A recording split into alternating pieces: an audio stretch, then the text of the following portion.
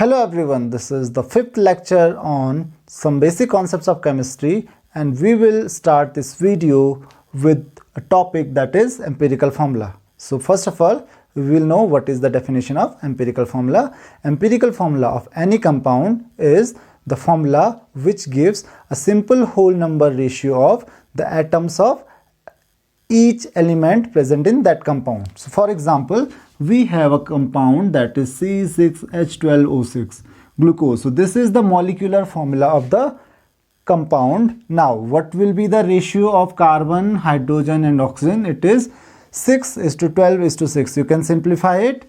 That will be 6 divided by 6, that is 1, 12 divided by 6, that is 2 and 1. So the simple whole number ratio will become 1:2:1. So what will be the empirical formula? That is C1H2 and O1. So it is the empirical formula of this compound. So glucose has empirical formula CH2O.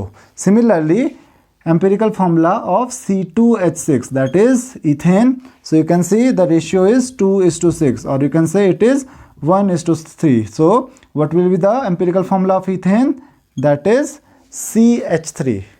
Now for example, H2O2, it is hydrogen peroxide, the ratio is 2:2, or you can say that is 1:1. So the empirical formula will be HO. So hope you have understood what is the empirical formula of a compound. So the empirical formula क्या होता है? एक formula होता है किसी भी compound का जो उस कंपाउंड में जो डिफरेंट एलिमेंट्स हैं उनके एटम्स का सिंपल होल नंबर रेशियो आपको बताता है. यहाँ पे 6 कार्बन के एटम्स हैं, 12 हाइड्रोजन के एंड 6 ऑक्सीजन के, बट रेशियो क्या हो जाएगा 1:2:1.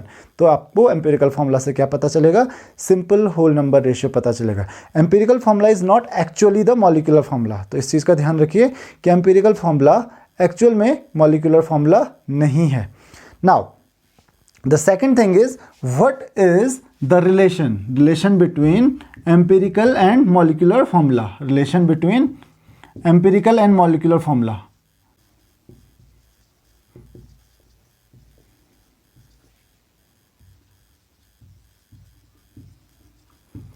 So let's see what is the relationship between these two. So you can see we have divided by 6 to get the empirical formula. तो यहाँ पे हम क्या करेंगे? हम एक नंबर कैलकुलेट करते हैं, that is n. So n is equal to molecular mass divided by empirical formula mass. So we have to use this formula, that is molecular mass by empirical formula mass. अब molecular mass आपको दिया होगा and empirical formula mass can be calculated with the help of empirical formula. So what will be the empirical formula mass? That is CH2O. For example, in glucose molecular mass is 180. It is given. Now empirical formula mass will be carbon, that is 12, plus hydrogen, that is 2, plus oxygen, that is 16. 2 atoms of hydrogen are there, so it will be 30. So the value of n is equal to 180, that is molecular mass. molecular mass ध्यान में रखिए, molecular mass आपको given होगा. अगर आपको molecular mass given नहीं है तो आप किसी भी हालत में empirical formula की हेल्प से molecular formula नहीं कैलकुलेट कर सकते हो. तो 180/30, that is equal to 6. तो n की वैल्यू आपको पता चल गई. Now molecular formula क्या होता है? molecular formula होता है that is equal to empirical formula whole n. तो इस चीज का ध्यान रखिए, this is the important formula, empirical formula whole n, and n can be calculated with the help of this. So molecular formula that will become empirical formula, that is CH2O whole n, or you can say that is the value of n is 6, so it is C6H2 into 6, that is 12O6. So this is how you can calculate the molecular formula with the help of empirical formula. The next topic is calculation for empirical formula of a compound. तो आपको empirical formula के लिए ध्यान रखना है, आपको पता होना चाहिए percentage composition of each element. So if you know the percentage composition of each element, you can calculate the empirical formula of the compound. So we have a question because it will be done with the help of a question. So the question is, a gaseous hydrocarbon contains 82.7% carbon and rest hydrogen. The mass of 132 ml of it is 0.342 gram. Calculate its molecular formula. So you have to calculate its molecular formula, but you cannot calculate molecular formula without empirical formula. So first we will calculate empirical formula, then we will calculate its molecular formula. So for empirical formula we have a definite rule, that is first we have to make a table. तो table में सबसे पहला column होगा, the first column will be of for element. So there are only two elements. Which elements are there? Carbon and hydrogen. तो first column for carbon and hydrogen. Then second column जो आपके पास होगा, second column is for atomic mass of each element. तो atomic mass of carbon is 12, atomic mass of hydrogen is 1. Now the third column is for percentage composition of each element. So what is the percentage composition of carbon? The percentage composition of carbon is given, that is 82.7%. And what will be the percentage composition of hydrogen? That will be, because there is rest hydrogen. So rest means 100 minus 82.7, कितना हो जाएगा? जो बाकी बचा हुआ है, that is 17.3% of hydrogen. So these three columns are easy to make. Now you have to remember the formula for next column, that is for the relative number of atoms. So relative number of atoms, there is a formula, and the formula is percentage composition divided by atomic mass. तो इस तरीके से आपको क्या मिलेगा? Relative number of atoms, मतलब जो एक दूसरे की रिस्पेक्ट में अगर एटम्स के नंबर का रेशियो मिल जाए तो कैसे मिलेगा आपको? परसेंटेज कंपोजिशन से आप एटॉमिक मास को डिवाइड कर लोगे. So it is 82.7 divided by 12. This is 17.3 divided by 1. So this is approximately equal to 6.9. This is equal to 17.3. Now what will we do? We will make a column for simplest ratio of number of atoms. तो अगला column जो होगा, जो simplest ratio होगा number of atoms का, तो कैसे मिलेगा? द स्मॉलेस्ट नंबर, इनमें से जो सबसे छोटा नंबर होगा, यहाँ पे तो दो ही एटम्स हैं, अगर 3-4 होते तो उनमें से सबसे छोटा नंबर चेक करते, जिसमें जो रिलेटिव नंबर ऑफ एटम्स सबसे कम होंगे उससे सबको डिवाइड कर देंगे. तो it will B 6.9 divided by 6.9. So that is obviously 1. Now this is 17.3 divided bye 6.9. So that is approximately equal to 7.4 something, or you can say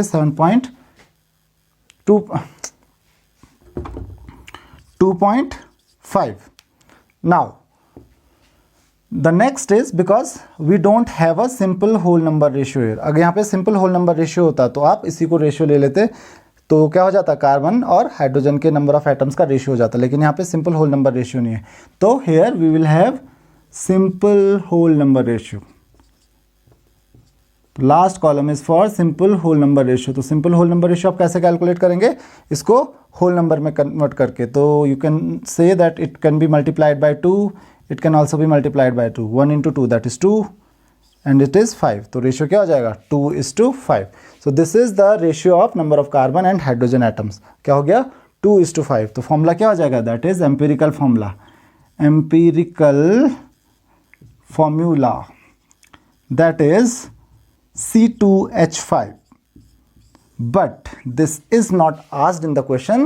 The question is to calculate its molecular formula. आपको molecular formula calculate करना है, न कि empirical formula. अब molecular formula के लिए एक छोटी सी चीज़ दी हुई आपको. This is the mass of 132 ml of it is 0.342 ग्राम. इसके 132 ml का जो मास है वो कितना है? 0.342 ग्राम.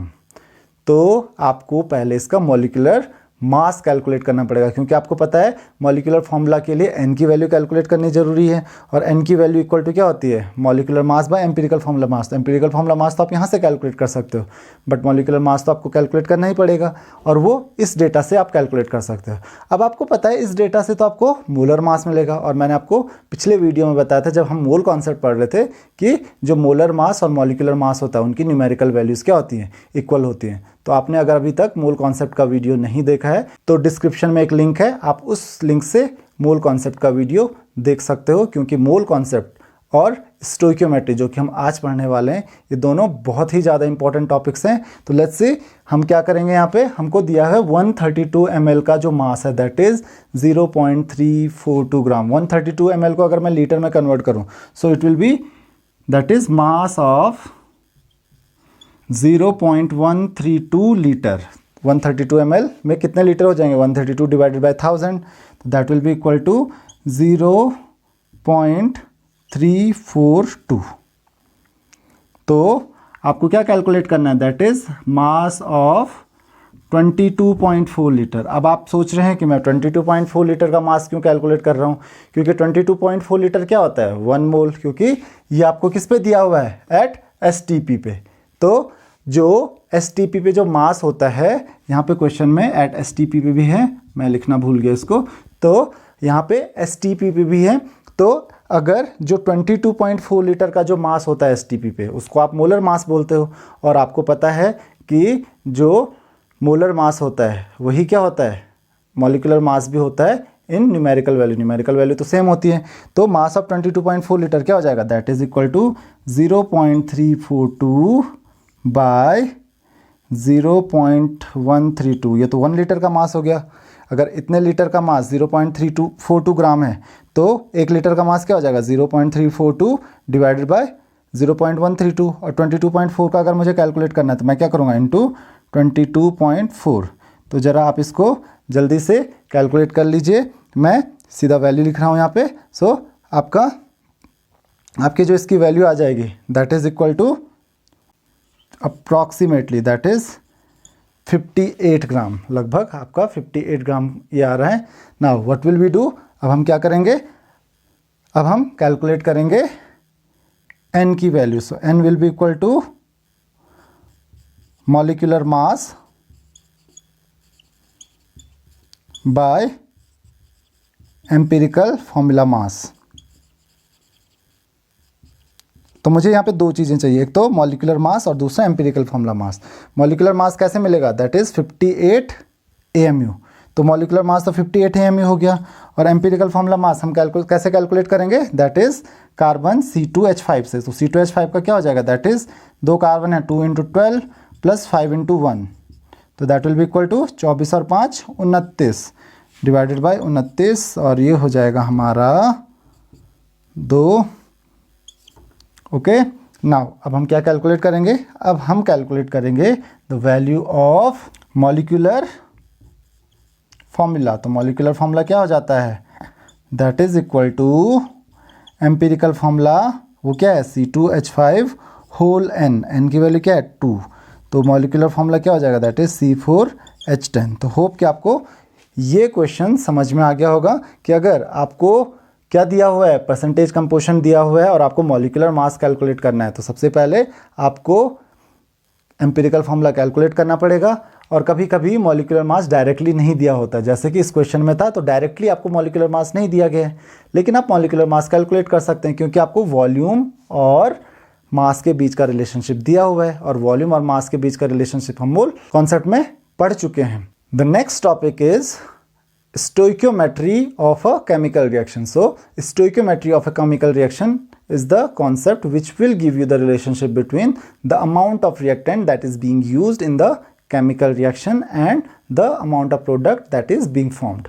So whether it is in terms of volume, if it is a gas, or in terms of masses, or in terms of number of moles or number of particles. So what is the stoichiometry? Stoichiometry एक ऐसा concept है जिससे आपको क्या पता चलेगा, आपको पता चलेगा कि रिलेशनशिप क्या है द अमाउंट ऑफ प्रोडक्ट और अमाउंट ऑफ रिएक्टेंट के बीच में। तो let us see it with the help of an example. we have a chemical reaction N2, that is a gas, plus 3H2, that is also a gas, and it will form 2NH3. This is also a gas. So you can see. Now, अब आपको एक चीज पता है कि from the law of conservation of mass, the amount of reactant that is being used is equal to the amount of product formed or the mass of product formed. तो अगर आप यहाँ पे देखिए तो नाइट्रोजन का यहाँ पे अगर हम 1 मोल यूज करेंगे तो हाइड्रोजन के कितने मोल लगेंगे, दैट इज 3 मोल, और उससे अमोनिया का कितना मोल फॉर्म होगा, that is 2 mole. Now nitrogen के 1 मोल का जो मास होगा that is the molar mass, तो it will be 28 gram. Hydrogen का मोलर मास दैट इज 2 × 3, लेकिन यहाँ पे 3 मोल यूज हो रहे हैं तो दैट विल बी 6 ग्राम. और अमोनिया का मोलर मास क्या होगा, दैट इज 14 + 3 17, लेकिन यहाँ पे 2 मोल यूज हो रहे हैं तो 2 मोल का कितना हो जाएगा, 17 × 2, दैट इज 34 ग्राम. तो आप देख सकते हो कि law of conservation of mass को फॉलो कर रहा है. 28 + 6 ग्राम विल फॉर्म 34 ग्राम. तो आपको law of conservation of mass यहाँ से मिल जाएगा. साथ ही आपको पता है कि अगर ये आप एसटीपी पे यूज कर रहे हो तो इनका जो वॉल्यूम का जो रेशियो होगा एसटीपी पे, दैट विल बी 1:3:2, या आपको पता है 1 मोल का जो वॉल्यूम होता है that is 22.4 litre. It is 3 मोल, तो 3 मोल का कितना हो जाएगा, 22.4 × 3, दैट इज 67.2 लीटर. और ये हो जाएगा 2, दैट इज 44.8 लीटर. तो इन सब के बीच में रिलेशनशिप आपको डायरेक्टली अब पता चल जाएगी. अब इससे फ़ायदा क्या हो रहा है हम लोगों को, स्टोइकियोमेट्री से हमको क्या क्या पता चलता है, तो ये देख लेते हैं. कि मान लेते हैं अगर हमारे पास 28 ग्राम है तो मुझे पता है कि अगर मेरे पास 1 मोल नाइट्रोजन है तो उसके लिए मुझे 3 मोल हाइड्रोजन चाहिए, और उससे जो अमोनिया फॉर्म होगी वो 2 मोल अमोनिया फॉर्म होगी. उसी तरीके से अगर मैं इसको मास के टर्म्स में बोलूँ तो मुझे 28 ग्राम नाइट्रोजन के साथ कितनी ग्राम हाइड्रोजन रिएक्ट करनी पड़ेगी, 6 ग्राम, और उससे 34 ग्राम अमोनिया फॉर्म होगी. और अगर इसको मैं वॉल्यूम के टर्म्स में बोलूँ तो 22.4 लीटर नाइट्रोजन के साथ 67.2 लीटर हाइड्रोजन चाहिए, और 44.8 लीटर उससे अमोनिया फॉर्म होगी. अब ये क्वेश्चन आपके पास इतना ही नहीं है, ये जो रिलेशनशिप है, रिलेशनशिप और भी होती है. मतलब ये क्योंकि 1 मोल का जो मास होता है वो 28 ग्राम होता है और वॉल्यूम जो होता है वो 22.4 लीटर होता है. तो अब हम रिलेट कर सकते हैं वॉल्यूम और किस चीज़ को, मास और नंबर ऑफ मोल्स और नंबर ऑफ पार्टिकल्स, चारों को. तो आपको पता है 22.8 लीटर मतलब 28 ग्राम ऑफ नाइट्रोजन. तो आप ये कह सकते हो क्योंकि 28 ग्राम नाइट्रोजन या 22.4 लीटर या फिर 1 मोल दोनों सेम है नाइट्रोजन के लिए. तो आप ये कह सकते हो कि 22.4 लीटर मुझे नाइट्रोजन चाहिए अगर मुझे 2 मोल अमोनिया फॉर्म करना है, या फिर 34 ग्राम अमोनिया फॉर्म करना है, या फिर 44.8 लीटर अमोनिया फॉर्म करना है एट एसटीपी. तो यहाँ से आपको रिलेशनशिप पता चल जाएगी. उसी तरीके से आप हाइड्रोजन से भी बोल सकते हो कि अगर मेरे पास 3 मोल ऑफ हाइड्रोजन है तो 3 मोल ऑफ हाइड्रोजन से मैं 2 मोल ऑफ अमोनिया फॉर्म कर सकता हूँ, या फिर 34 ग्राम अमोनिया फॉर्म कर सकता हूँ, या फिर 44.8 लीटर अमोनिया फॉर्म कर सकता हूँ. तो अगर मेरे पास केवल 1 मोल हाइड्रोजन हो तो 1 मोल हाइड्रोजन से कितना हो जाएगा, 1/3, इसका हो जाएगा 2/3 मोल ऑफ अमोनिया, या फिर 34/3 ग्राम ऑफ अमोनिया, या फिर 44.8/3 लीटर ऑफ अमोनिया. तो यहाँ पे ये रिलेशनशिप आपको ध्यान में रखनी है कि रिलेशनशिप सबके बीच में है. यहाँ पे उल्टी रिलेशनशिप भी आप इस्टेब्लिश कर सकते हो कि यहाँ पे अगर 34 ग्राम ऑफ अमोनिया है, एक एग्जांपल के लिए रिलेशनशिप सबके बीच में है, तो अगर मेरे पास यहाँ पे 34 ग्राम ऑफ अमोनिया है, 34 ग्राम 2 मोल और 44.8 लीटर वो सब कुछ सेम है. तो मुझे पता है 34 ग्राम किससे फॉर्म होता है, 28 ग्राम ऑफ नाइट्रोजन से, या आप बोल सकते हो 1 मोल ऑफ नाइट्रोजन से, या फिर 22.4 लीटर ऑफ नाइट्रोजन से. तो अगर मुझे पूछा गया है कि मुझे 1 ग्राम अमोनिया फॉर्म करना है तो उसके लिए कितना लीटर नाइट्रोजन लगेगा, तो 34 ग्राम के लिए 22.4 लीटर लग रहा है नाइट्रोजन. तो 1 ग्राम के लिए कितना लगेगा, 22.4 डिवाइडेड बाई 34. तो कैलकुलेशन हो गई बहुत इजी. तो स्टोइकियोमेट्री बिल्कुल आपको केमिकल रिएक्शन लिखनी है, और केमिकल रिएक्शन से आप स्टोइकियोमेट्री के क्वेश्चंस इजीली सॉल्व कर सकते हो. तो आपके जो एग्जाम्स होते हैं वहाँ पे 3 कॉन्सेप्ट आपके पास, एक मोल कॉन्सेप्ट हो गया, दूसरा स्टोइकियोमेट्री हो गया अलॉन्ग विद एम्पिरिकल फॉर्मूला, और तीसरा हो गया जो अभी हमने पढ़ा नहीं है, that is about the solutions. Solution के कंसंट्रेशन से रिलेटेड एक क्वेश्चन आता है. तो इन तीनों टॉपिक्स में से ही कोई क्वेश्चन आएगा आपके एग्जाम्स में. आप उस क्वेश्चन को कैसे इजीली सॉल्व कर सकते हो, तो उसके लिए आपको तीनों टॉपिक बहुत ध्यान से पढ़ने होंगे, क्योंकि आपको उसके लिए मोल कॉन्सेप्ट भी ध्यान से पढ़ना होगा, क्योंकि मोल कॉन्सेप्ट समझ में आएगा तभी आपको स्टोइकियोमेट्री समझ में आएगा और तभी आपको कंसंट्रेशन भी समझ में आएगा, कंसंट्रेशन ऑफ सॉल्यूशन। तो आप इन तीनों टॉपिक्स को बड़े ध्यान से पढ़िए, इसके आप मैक्सिमम क्वेश्चंस कीजिए। तो हम कुछ क्वेश्चंस देख लेते हैं स्टोइकियोमेट्री से रिलेटेड कि हम कैसे उनको सॉल्व कर सकते हैं। तो मैं आपको एक बहुत इजी मेथड बता देता हूं। So before starting the numerical problems we will see a small topic but very important topic, that is limiting reagent. So as the name suggest, limiting reagent. Limiting means which is present in the limited quantity. So in a chemical reaction, the reactant which is present in the limited quantity is known as limiting reagent. So what will the limiting reagent do? It will be exhausted first in the chemical reaction. तो आपको ध्यान में रखना है, limiting reagent कोई भी वो reactant होता है किसी भी chemical reaction में जो क्या होता है, लिमिटेड क्वांटिटी में प्रेजेंट होता है। तो कभी भी केमिकल रिएक्शन होती है तो जैसे केमिकल रिएक्शन प्रोसीड होती रहती है तो ये वो रिएक्टेंट होता है जो सबसे पहले ख़त्म हो जाता है, तो उसी को हम क्या कहते हैं, लिमिटिंग रिएजेंट कहते हैं। तो हो सकता है दो या दो से ज़्यादा रिएक्टेंट्स हों, तो उस केस में जो रिएक्टेंट सबसे पहले ख़त्म हो जाएगा रिएक्शन में, that is limiting reagent. Now the question is why are we studying limiting reagent. हमारी ज़रूरत क्या है लिमिटिंग रिएजेंट को पढ़ने की? तो लिमिटिंग रिएजेंट ही डिसाइड करेगा कि रिएक्शन किस एक्सटेंट तक होगी, क्योंकि आपको पता है कि अगर कोई भी रिएक्शन हो रही है उसमें दो या दो से ज़्यादा रिएक्टेंट्स हैं तो सबकी ज़रूरत है। ऐसा नहीं है कि एक रिएक्टेंट से काम चल जाएगा दूसरा हो या ना हो। तो फॉर एग्जांपल हमारे पास एक एग्जांपल है, जैसे हमारे पास एक पेन है। तो अगर एक पेन हमारे पास होता है तो आपको पता है पेन में एक उसकी बॉडी होती है, फिर उसका एक कैप होती है, देन उसकी एक रिफिल होती है। तो मान लेते हैं अगर मुझे एक पेन बनाना है तो पेन बनाने के लिए मान लेते हैं ये तीन पार्ट मुझे चाहिए, बॉडी चाहिए, देन उसका मुझे कैप चाहिए और एक रिफिल चाहिए। अब मेरे पास मान लेते हैं जो उसका बॉडी है वो 100 है, ये मेरे पास 50 है और जो रिफिल्स है मेरे पास केवल 30 हैं। अगर आप एक पेन बनाना चाहोगे तो पेन बनाने के लिए अगर मैं बोलूँ कि आप इनसे कितनी पेन बना सकते हो तो आप सिर्फ और सिर्फ 30 पेन बना सकते हो, चाहे आपके पास कितनी भी कैप हैं, कितनी भी बॉडी हैं। जब तक आप सब चीज़ें आपके पास नहीं होगी तब तक आप एक पेन नहीं बना सकते हो। तो इसका मतलब लिमिटिंग रिएजेंट इसमें कौन है, लिमिटिंग क्वांटिटी में कौन है, वो है आपका रिफिल। तो जो लिमिटेड क्वांटिटी में होगा जो सब्सटेंस, वही डिसाइड करेगा कि आपका जो प्रोडक्ट होगा वो कितना बनेगा। तो क्योंकि अब रिफिल ख़त्म हो गई तो अब आपके पास कितने भी बॉडी हो या उसके कितने भी कैप हो कोई फ़र्क नहीं पड़ता है जब तक आपके पास रिफिल्स नहीं आती हैं। तो आपको इसी चीज़ का ध्यान रखना है। इसका मतलब लिमिटिंग रिएजेंट ही डिसाइड करेगा कि मान लेते हैं एक रिएक्शन है मेरे पास कि HCl plus NaOH it will form NaCl plus H2। तो आपको यहाँ पे दिख रहा है कि 1 मोल HCl के लिए 1 मोल NaOH चाहिए। तो अगर मेरे पास HCl 1 मोल है और NaOH मेरे पास 10 मोल भी है तो 1 मोल HCl के साथ तो 1 मोल NaOH ख़त्म हो जाएगा ऑलरेडी, 9 मोल NaOH ऐसे ही बच जाएगा। तो उसके बाद तो रिएक्शन होगी ही नहीं। तो उससे हमको कितना मिलेगा, 1 मोल NaCl और 1 मोल H2। तो यहाँ पे HCl क्या है, लिमिटिंग रिएजेंट है।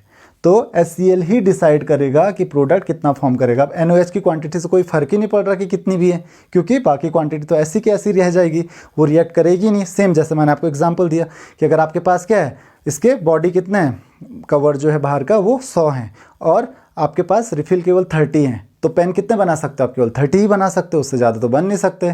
तो एक चीज़ के ज़्यादा होने से कोई फ़र्क नहीं पड़ता, उसके लिए आपको हर चीज़ क्वांटिटी में चाहिए, लेकिन जो सबसे कम क्वांटिटी में प्रेजेंट होगा वही रिएक्टेंट, वही सब्सटेंस डिसाइड करेगा कि प्रोडक्ट कितना फॉर्म होगा। अब ये देखिए 10 मोल था, अगर आप इसको 1 का 2 मोल कर दोगे तो ये 8 मोल बच जाएगा, फिर 3 मोल करोगे तो ये 7 मोल बच जाएगा फिर। तो अब कौन डिसाइड कर रहा है, ये डिसाइड कर रहा है कि प्रोडक्ट कितना फॉर्म होगा। तो लिमिटिंग रिएजेंट ही डिसाइड करेगा कि कितना प्रोडक्ट फॉर्म होगा। तो उम्मीद है कि आपको ये टॉपिक समझ में आ गया होगा। लिमिटिंग रिएजेंट को हम लोग जब स्टोइकियोमेट्री के क्वेश्चन सॉल्व करेंगे तो वहाँ पे भी इस कॉन्सेप्ट को यूज़ करेंगे, क्योंकि इससे रिलेटेड बहुत सारे क्वेश्चंस स्टोइकियोमेट्री में भी आते हैं। तो आप देख सकते हो all of these topics are interconnected, ये सारे के सारे टॉपिक्स इंटरकनेक्टेड है। तो इसीलिए मैं आपको कहता हूँ कि आप एक टॉपिक को अगर पढ़ते हो तो उसके बाद आप दूसरा टॉपिक ध्यान से पढ़िए, तीसरा टॉपिक ध्यान से पढ़िए, आप बीच में किसी भी टॉपिक पे मत जाइए। अगर आप शुरू से पढ़ रहे हैं तभी आपको ये सारी चीज़ें समझ में आती हैं। तो पहले आप मोल कॉन्सेप्ट पढ़िए, फिर मोल कॉन्सेप्ट के बाद आप स्टोइकियोमेट्री पढ़िए, स्टोइकियोमेट्री के बाद हम क्या पढ़ेंगे, that is the concentration of the solution. तो अब हम कुछ न्यूमेरिकल प्रॉब्लम्स देख लेते हैं। First question is what mass of zinc should be treated with excess of dilute hydrochloric acid to obtain 2.8 liter of hydrogen gas at STP। तो आपको ये पूछा जा रहा है जिंक कितना आप रिएक्ट करोगे हाइड्रोक्लोरिक एसिड के साथ ताकि आपको 2.8 लीटर हाइड्रोजन गैस मिल जाए। यहाँ पे बस एक छोटी सी प्रॉब्लम है कि आपको केमिकल रिएक्शन लिखनी पड़ेंगी। तो आप न्यूमेरिकल प्रॉब्लम्स प्रैक्टिस करते जाइए, आपको केमिकल रिएक्शंस पता चलती जाएंगी। तो केमिकल रिएक्शंस आपको जनरली प्रैक्टिस करनी ही पड़ेंगी।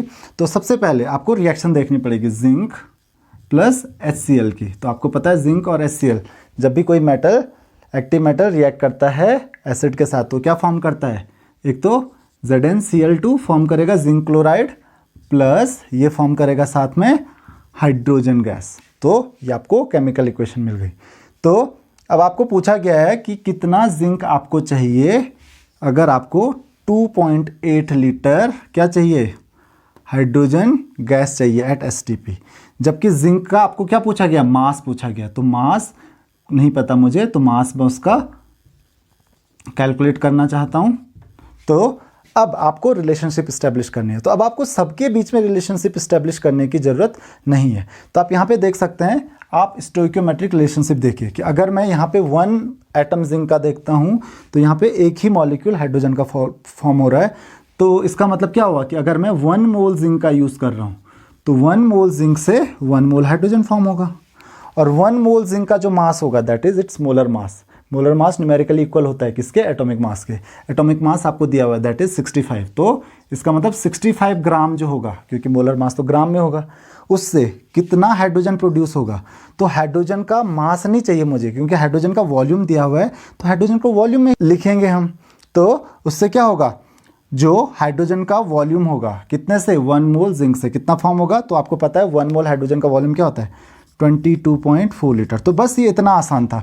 तो 65 ग्राम से आपको 22.4 लीटर हाइड्रोजन मिल गई। तो बस आपको यही रिलेशनशिप का ध्यान रखना है, यही रिलेशनशिप इस्टेब्लिश करनी है। उसके बाद कुछ नहीं बचा हमारे पास, उसके बाद सिर्फ यूनिटरी मेथड आपको यूज़ करना है। तो आपको क्या पूछा गया है कि कितना मास जिंक का चाहिए ताकि मैं 2.8 लीटर फॉर्म कर सकूं। तो आपको पता है the 22.4 litre of hydrogen requires कितना, 22.4 लीटर के लिए कितना जिंक चाहिए होगा, that is 65 gram of zinc. तो आपको पता है 1 लीटर के लिए अगर आप कैलकुलेट करें तो कितना हो जाएगा, 65 divided by 22.4 gram of the zinc. और आपको कितना पूछा गया है, दैट इज 2.8 लीटर के लिए। तो 2.8 लीटर ऑफ H2 उसके लिए क्या चाहिए, रिक्वायर्स 65 डिवाइडेड बाय 22.4। ये तो 1 लीटर के लिए था, 2.8 के लिए क्या करेंगे, इंटू 2.8 ग्राम ऑफ जिंक। तो बस ये आपका आंसर आ गया, that is 65 divided by 22.4 into 2.8 gram of zinc. तो इसका आंसर आप मुझे ज़रा जल्दी से कमेंट बॉक्स में बताइए। तो इस तरीके से आप बहुत इजीली किसी भी क्वेश्चन को सॉल्व कर सकते हो। तो आप बस रिलेशनशिप इस्टेब्लिश कीजिए। इसका अगर मुझे मास कैलकुलेट करना है तो इसके मास और इसका वॉल्यूम दिया गया है, तो इसके वॉल्यूम के बीच में अगर इसका भी मास ही दिया होता तो तब मैं इसके मास और इसके मास के बीच में रिलेशनशिप इस्टेब्लिश करता।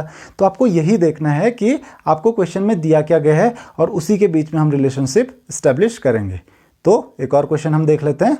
The next question is a 2 gram sample of Na2CO3 and NaOH loses 0.248 gram on heating at 300 degrees Celsius due to decomposition of NaCO3 into Na2CO3. What was the percentage of Na2CO3 in the mixture? तो यहाँ पे आपके पास 2 substances हैं, sodium carbonate और sodium bicarbonate. इनका एक mixture है और मिक्सचर कितने का है, 2 ग्राम का, मतलब दोनों को मिक्स करके 2 ग्राम हमारे पास हुआ है। अब इस सैंपल को जब हम लोगों ने हीट किया तो सैंपल को हीट करने से उसका वेट कम हो गया, उसका मास कम हो गया। कितना कम हुआ है? 0.248 ग्राम। और क्यों कम हुआ है? क्योंकि इसको हीट करने से जो ये सोडियम बाइकार्बोनेट था ये डिकम्पोज हो गया। अब जनरली सोडियम बाइकार्बोनेट और सोडियम कार्बोनेट ये हैं सॉल्ट्स, और सॉल्ट्स को हीट करने पे ये डिकम्पोज हो जाता है और ये फॉर्म करता है सोडियम कार्बोनेट और वाटर और कार्बन डाइऑक्साइड।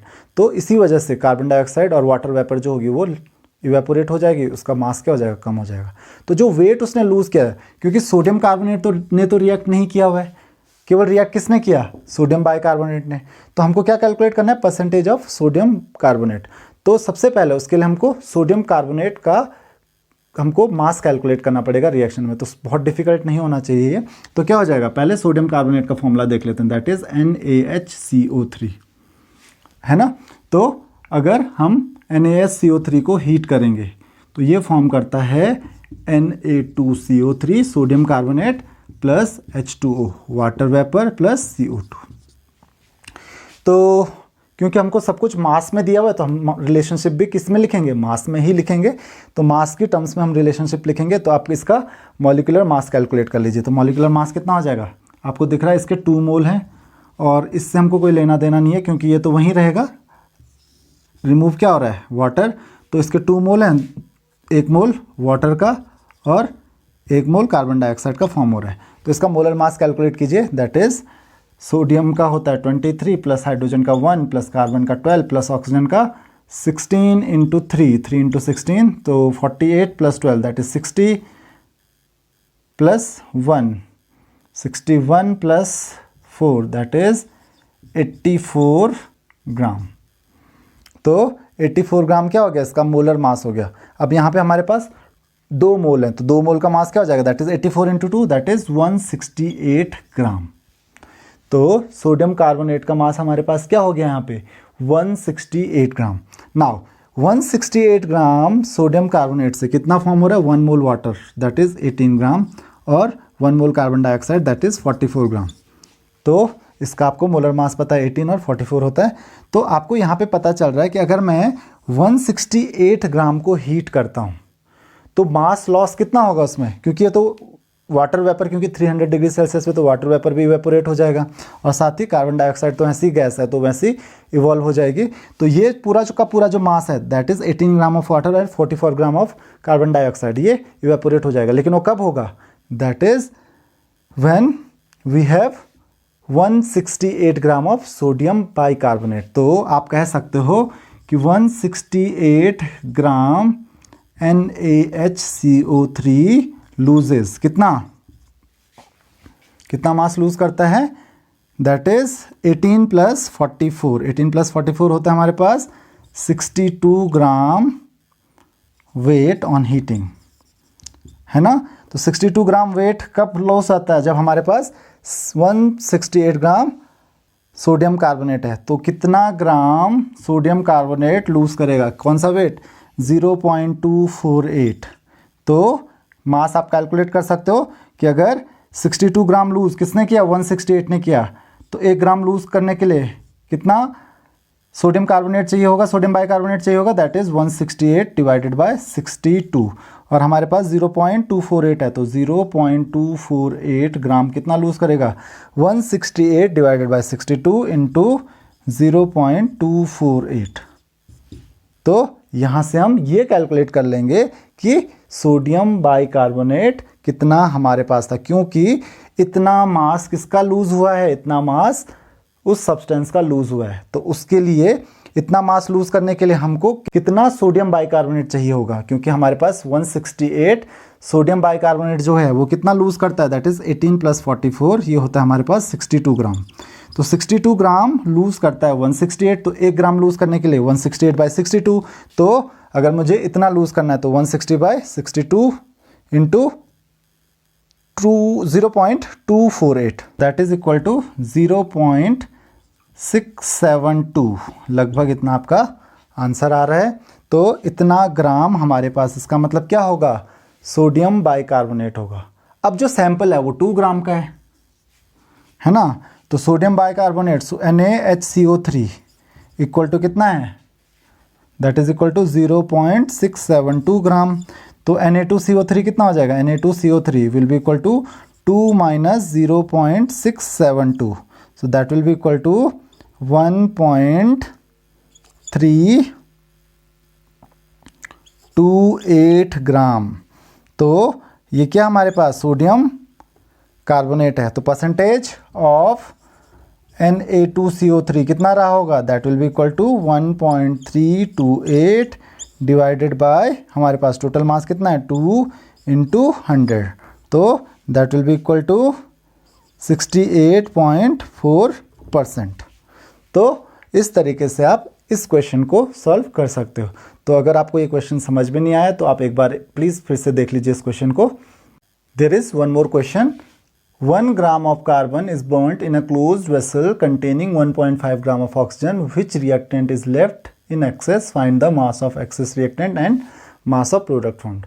तो आपको एक सिंपल सा क्वेश्चन दिया गया कि आपके पास 1 ग्राम कार्बन का है और 1.5 ग्राम ऑक्सीजन का। तो आपको ये बताना है कि जब ये रिएक्ट करेंगे तो कौन सा सब्सटेंस बच जाएगा, कितना बचेगा और प्रोडक्ट कितना फॉर्म होगा। तो सबसे पहले रिएक्शन देख लेते हैं। आपको पता है कार्बन अगर ऑक्सीजन के साथ रिएक्ट करेगा तो क्या फॉर्म करेगा, CO2 कार्बन डाइऑक्साइड फॉर्म करेगा।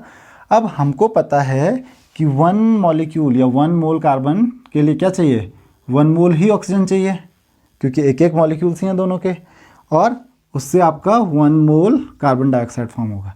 अब 1 मोल का मतलब कितना होगा, that is 12 gram of carbon. 12 ग्राम अगर कार्बन है तो उसके लिए कितना चाहिए, दैट इज O2 है, तो ऑक्सीजन का तो 16 होता है, that is 32 gram of oxygen, और उससे कार्बन डाइऑक्साइड कितना फॉर्म होगा, 44 ग्राम। ये तो 12 ग्राम से फॉर्म होगा।